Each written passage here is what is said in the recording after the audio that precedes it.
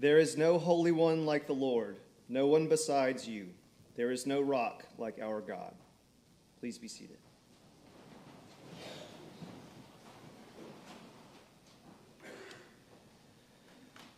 One day, the great buildings and structures of our life will fall.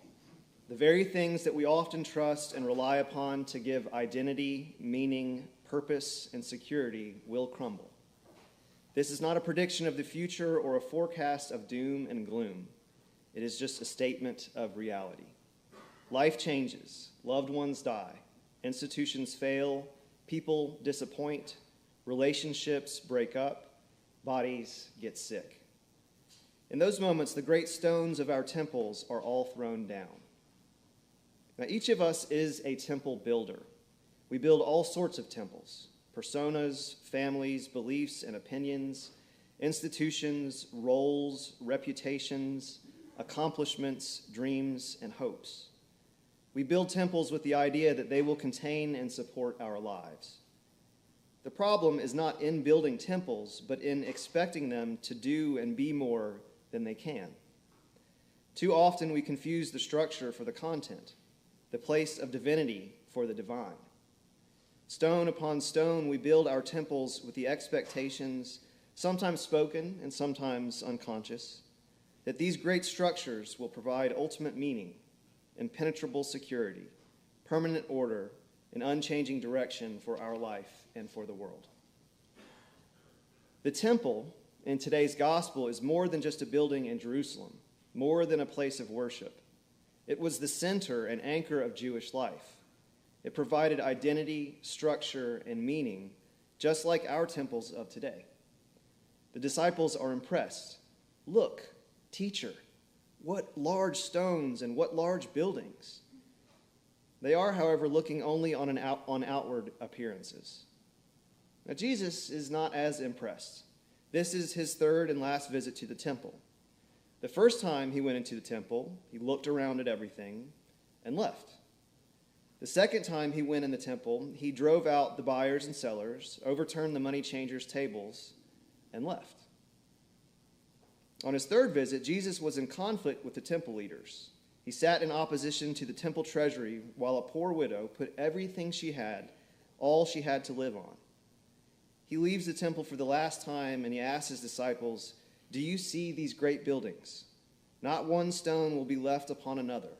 All will be thrown down." It's not a threat or a forecast, just a statement of truth. One day it will happen. Regardless of how or when it comes about, the day our temple falls is the day our life and our world have changed and have been changed forever. It feels like the end of the world and as if all is lost. In that day, earthquakes shake the foundations on which we stand. There is no stability. Famine leaves us empty and denies us any sense of satisfaction. Wars divide and fragment the unity of our life and relationships. Other voices tempt us with easy answers and shallow explanations. This is not so much about the end of the world as it is about the end of the many worlds, the many temples and great buildings we have created for ourselves. When the great buildings begin to shake, the temptation is to shore up the foundation, to add some mortar, make it stronger, put it all back together. That's not what Jesus says to do.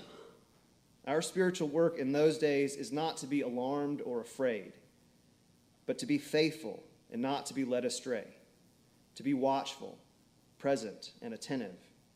It is a time for patient waiting. The day our temple falls is much more about revelation than destruction. With every true revelation, there is always a falling away. It is the falling away of illusion. Fallen temples hold before us a truth and reality about ourself, our life, or world that we have denied, ignored, forgotten, or simply refused to see. It is always a painful process to see our great buildings fall and be confronted by the reality and truth revealed in that fall. Fallen temples confront us, forcing us to decide between reality and illusion, between life and death. They ask us hard questions about where we put our trust. The day our great buildings fall is the day we begin to face our corruptibility and impermanence, so that we might know the incorruptibility and permanence of God.